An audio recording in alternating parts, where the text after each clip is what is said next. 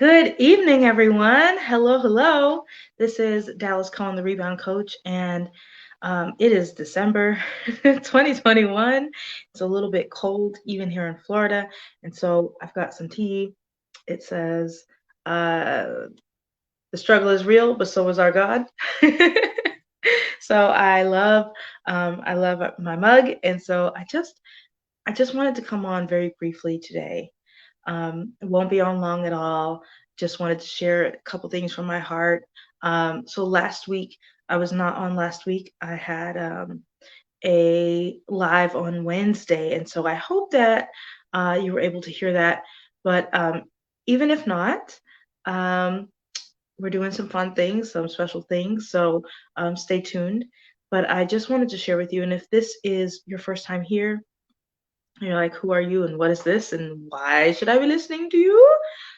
Just a moment, please.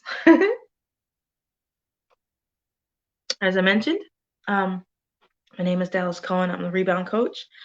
And before becoming the rebound coach, I was raised by two godly parents. They loved God, they loved each other. They were a great example of marriage. And even as my father was my mother's caretaker. And so I watched him serve her, and they were a really good example. At the same time, I was molested from the age of 8 through age 16. And when that happens to you at a young age, it radically affects how you see yourself, how you see God, and for me, how I relate to men. So, fast forward, when I met the man I married, there were definitely red flags going on. And what I did feel was that number one, I felt like God was with us. You know, I'm a praying woman. I was a praying woman then, and I felt like God was with us. And because I felt that God was with us, I believed that no matter what would come, we'd be able to outlast it or overcome it. And what ended up coming, trouble came right away. There was not like a honeymoon phase. It just came right away and never quite went away. It was kind of like we were coping and doing okay, and then we run into this big crisis of some sort. And then we find our way back to coping, and then we'd have another big crisis. And so through the years, the crises got worse and worse and worse, and kind of came to a head the end of 2019, beginning of 2020, where the man I had been married to for about 10 years by then left for another woman. And uh, about the next day or so after he left, I found out him and that woman had been plotting my murder for months. Needless to say, that was uh, not just a slap in the face, but like a full stop. um, Everything was kind of in question. You know, it threatened who I was as a mom, as a wife, as a woman, as a child of God, and as a coach. I had been I've been a life coach for several years, and I'd been coaching in the faith-based marriage space for about 5 or 6 years by then, and had literally built a platform around staying married and or staying in a relationship despite its challenges. And in my very marriage and relationship and family was, in pieces on the floor, and had a decision to make. I could allow the literal death that my former husband had planned for me to tell me who I was, tell me what I could have, who I could be, what I had to do every day.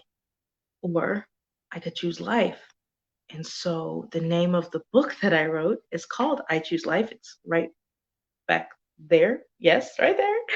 It's called I Choose Life, Rewrite Your Love Story and Change Your Legacy.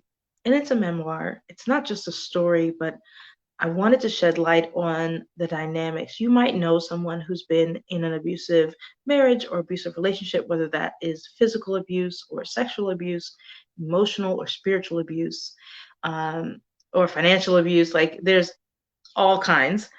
So you might know someone, you might care for someone who's in that kind of situation, and you might wonder, what what draws them to that situation, what makes them stay, what's the impetus for that. So I've explained all that, at least from my perspective, in hopes of shedding some light, or if you yourself are in a domestic violence situation, and it's violent even if he doesn't hit you. It can very much still be violent. And if you're in that situation, or you know someone who is, or you used to be in that situation and now you're out and wanting to heal and wanting to move forward, I serve high achieving women who want to reclaim territory in their relationship with themselves and start a new legacy for themselves, for their children, for the people who are watching. And if that's you, your first step is to get the book. It's called I Choose Life, Rewrite Your Love Story and Change Your Legacy. And you can get it at, hang on, I'm on my phone. You can get it at thereboundcoach.com, actually, slash book. There you go. Thereboundcoach.com slash book. And the Amazon link is there. I can also sign a copy for you, a physical copy, and mail it out to you. I'd be happy to do so. I would also love to just hear your story. I'd love to not commiserate, but hear you. So often, we feel like no one believes us, or we're not sure ourselves. Like maybe it's not abuse, maybe I don't know. And it can be very, very healing just to have someone hear you and believe you. And I'm willing to be that person for you if you'd like.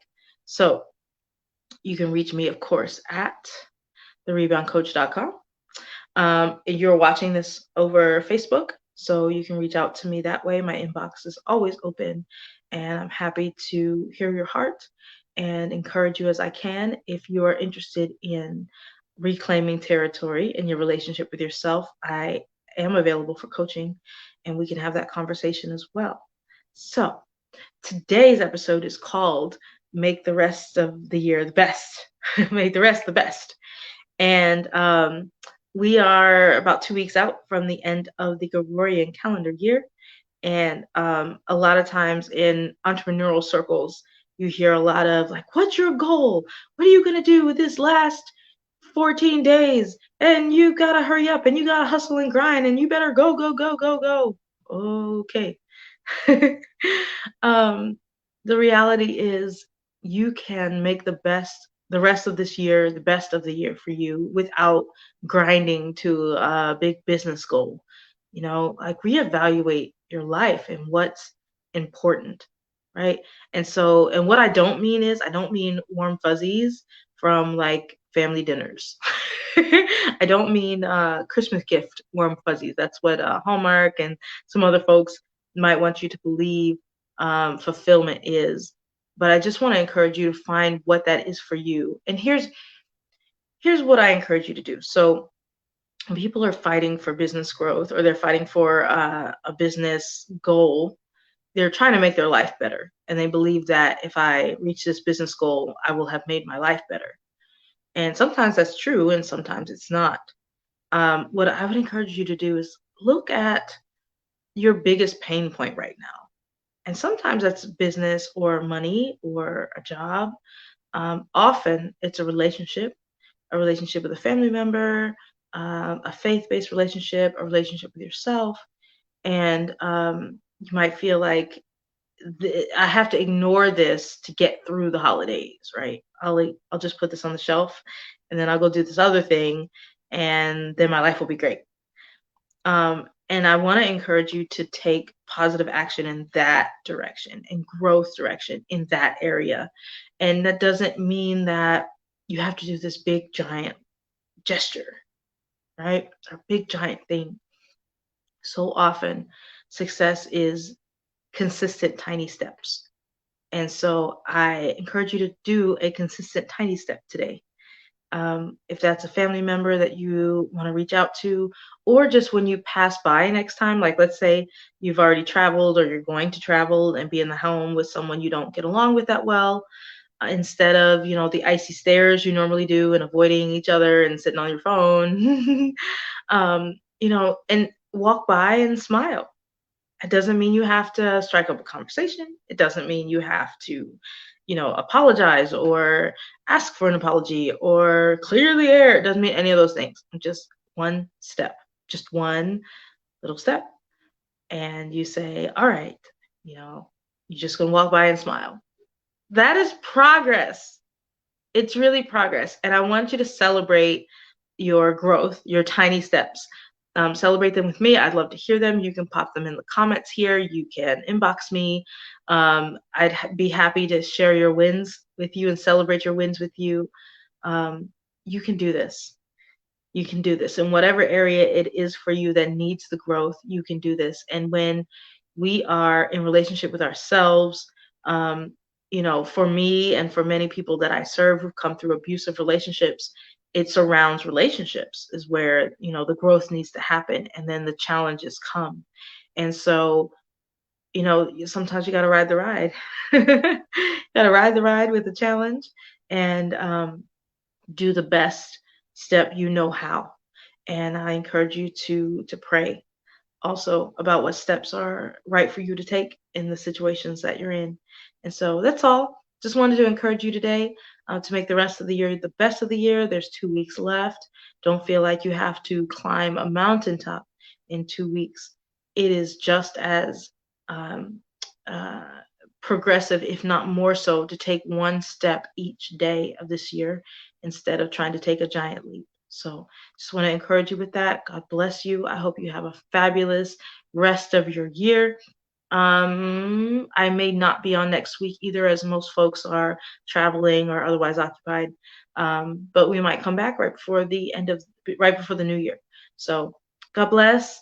Thank you so much. I will talk to you soon. Bye bye.